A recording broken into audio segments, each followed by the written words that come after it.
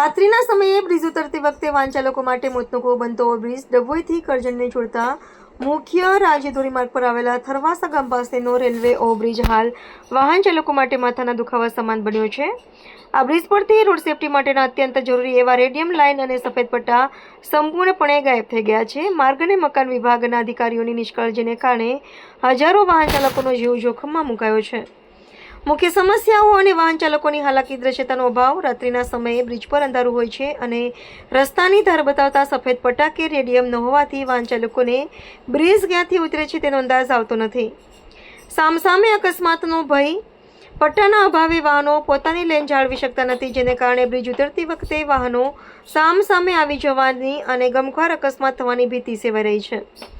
ભારે traffic. Dabhoi Karjan road મુખ્ય ઔદ્યોગિક અને ગ્રામ્ય જોડાણ ધરાવતો માર્ગ હોવાથી અહીંથી રોજના હજારો નાના મોટા વાહનો પસાર થાય છે.